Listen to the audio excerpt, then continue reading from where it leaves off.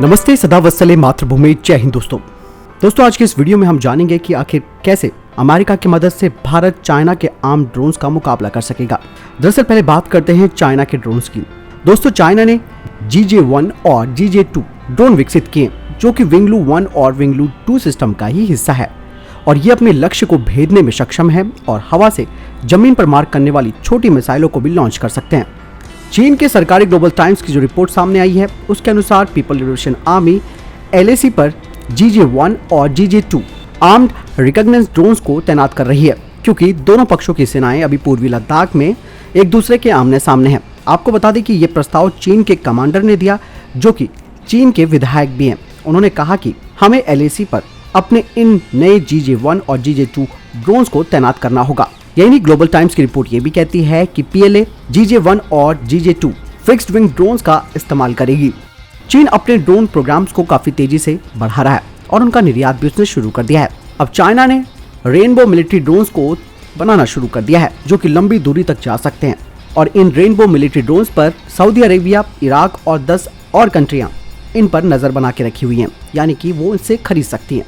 लेकिन कुछ साल पहले की अगर बात करते हैं तो इराक के रक्षा मंत्रालय ने एक वीडियो जारी किया था जिसमें चाइना निर्मित ड्रोन CH-4B इस्लामिक स्टेट के लक्ष्य पर मिसाइल हमले करते हुए दिखाया गया था।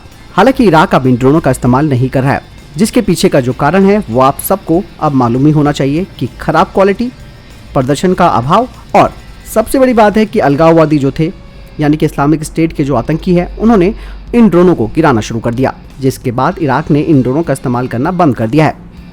यही नहीं दोस्तों, ग्लोबल टाइम्स की तो आदत ही है कि बड़ा चढ़ाकर अपने देश की इमेज को यहाँ पर रखना। ऐसे में उन्होंने ये भी कहा है कि गलवान संघर्ष के दौरान PLA ने अपने टोही मिशन के संचालन के लिए एक निजी कंपनी के द्वारा बनाए गए ड्रोन तैनात किए थे। आपको बता दें कि GJ-2 ड्रोन को चीन ने 2019 में सामने लाया था।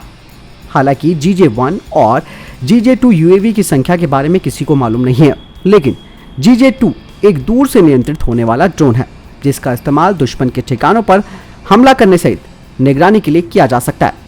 अब बात करते हैं कि अमेरिकी ड्रोन भारत की मदद कैसे करेंगे। हालांकि दोस्तों ट्रंप एडमिनिस्ट्रेशन यानी कि ट्रंप प्रशासन के दौरान अमेरिकी निर्माताओं के दबाव में ड्रोन निर्यात नीति में सुधार किया गया और इन हथियारबंद ड्रोनों को निर्यात करने पर फैसला लिया गया। आपको बता दें कि MTCR क्लासिफाइड जो लार्ज ड्रोन है जो कि क्रूज मिसाइलों को भी लॉन्च कर सकते हैं वो अभी एक्सपोर्ट की रिस्ट्रिक्शन में और इनका अप्रूवल मिलना काफी कठिन भी होता है।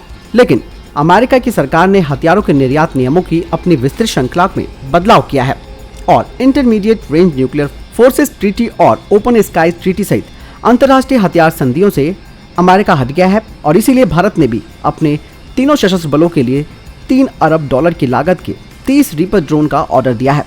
रिपोर्ट में कहा गया है कि भारत ने $60 करोड़ की लागत से अमेरिका से 6 MQ-9 ड्रोन का अनुरोध भी किया है। हालांकि इस साल की शुरुआत में एक रिपोर्ट सामने आई थी जिसमें यह कहा गया था कि भारत ने 22 MQ-9 reaper predator B drone को अपने बलों की आवश्यकता के अनुरूप लिस्टेड किया था और अब LAC के साथ जो स्थिति बनी हुई है उसमें भारतीय रक्षा अधिकारी ड्रोन को गेम चेंजर के रूप में देखते हैं। संयुक्त राज्य अमेरिका का कहना है कि वो 800 किलोमीटर प्रति घंटे से कम उड़ान भरने वाले ड्रोनों को एक्सपोर्ट करेगा, जिसमें कि General Atomics Aeronautical System Inc द्वारा बनाए गए रीपर और नॉर्थरोप ग्रुमन कॉर्प द्वारा बनाए गए ग्लोबल हॉक्स शामिल है। आपको बता दें कि भारत सहित कई देशों की मांग को देखते हुए कदम उठाया गया था कि ड्रोन का एक्सपोर्ट अब किया जाना चाहिए। इससे पहले ट्रंप प्रशासन ने अपनी हथियार नीति में काफी चेंजेस किए जिसके आधार पर भारत को आधुनिक हथियार खरीदने की अनुमति मिली, क्योंकि भारत और अमेरिका का दुश्मन भी कॉमन है यानी कि चाइना। तो ऐसे में चाइना को काउंटर करने के लिए अमेरिका खुद से भी प्रयास कर रहा है और यहाँ पर वो भारत को एक प्लेटफॉर्म के रूप में देखता है। MTCR को डोनाल्ड ट्रंप ने एक तरह से आप समझ सकते हैं रिस्ट्रक्चर किया ताकि उनके हथियार बेचने का प्रयास और बड़ा हो सके। बात करते हैं MQ-9 रीपर हंटर किलर की। US प्रीडेटर ड्रोन को व्यापक रूप से दुनिया में सबसे अच्छा माना जाता है।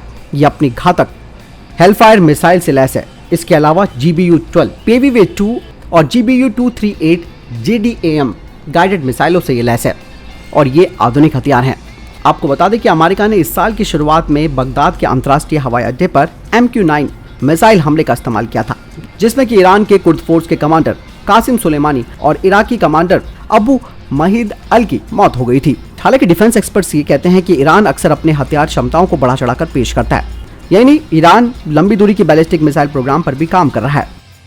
दोस्तों अब बात करते हैं चाइना के रेनबो सीरीज के लेटेस्ट UCAV CH-5 की। इस ड्रोन का विंग स्पैन है 21 मीटर का और ये 1000 किलोग्राम तक के पेलोड ले जा सकता है और इसका मैक्सिमम टेक ऑफ वेट है 3 टन का। सर्विस सीलिंग है 9 किलोमीटर की और इंड्योरेंस टाइम है इसका 7 घंटे का और रेंज 10,000 किलोमीटर की। वहीं CH-3 और CH-4 ड्रोन भी बन चुके हैं और इनकी 2015 और 2017 में उड़ानें भी हो चुकी है। आपको बता दें कि रेनबो सीरीज का ये ड्रोन एक साथ 16 मिसाइलें ले जा सकता है और इसकी सीमा को 20,000 किलोमीटर तक बढ़ाने का काम चाइना कर रहा है। चीनी अधिकारियों का दावा है कि CH-5 रेनबो सीरीज US के MQ-9 रीपर के प्रदर्शन के समान ही है और उससे आधी कीमत पर आ सकता है। रीपर पर लगे गैरेट TPE-331 टर्बोप्रॉप इंजन की तुलना में CH-5 का एक टर्बोचार्ज पिस्टन इंजन है जिसमें कि आधे से भी कम हॉर्स पावर है। चाइना के अनुसार उनका CH-5 9 किलोमीटर तक जा सकता है, लेकिन जो रीपर ड्रोन है वो 12 से 15 किलोमीटर तक पहुंच सकता है। लेकिन यहाँ पर जो सबसे बड़ी कमी है रीपर ड्रोन की कि इसका 14 घंटे का इंड्योरेंस टाइम है, तो CH-5 का इंड्योरेंस है 60 घंटे का और फ्यूचर में चाइना CH-5 को 120 घंटे तक का इंड्योरेंस टाइम इसका करने वाला है। लेकिन कुल मिलाकर ये बात सामने आती है कि वास्तविक जीवन की लड़ाई के दौरान चाइना के दावे हमेशा झूठे निकले हैं, जैसे कि संयुक्त अरब अमीरात और इराक में हुआ कि उसने अपने ड्रोन्स वहाँ पर उनको बेचे, लेकिन उन ड्रोनों को आसानी से डिटेक्ट किया गया और उन्हें मार गिराया गया।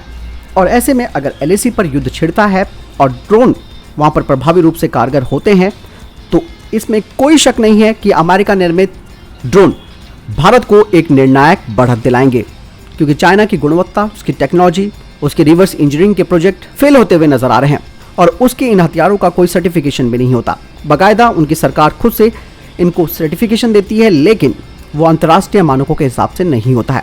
तो दोस्तों आपने कुल मिलाकर जाना कि अगर अमेरिका के ड्रोन भारत को समय पर मिल जाते हैं और युद्ध की स्थिति हो जाती है तो डेफिनेटली यहाँ पर हम जीतेंगे। आपको क्या लगता है इस बारे में?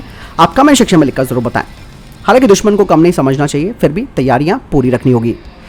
बहरहाल इस वीडियो के लिए इतना ही। मिलता हूं नई वीडियो के साथ। जानकारी कैसे लगी इसे शेयर जरूर कीजिएगा, साथ ही चैनल सब्सक्राइब करना ना भूलिएगा। नमस्कार, जय हिंद, जय भारत, वंदे मातरम।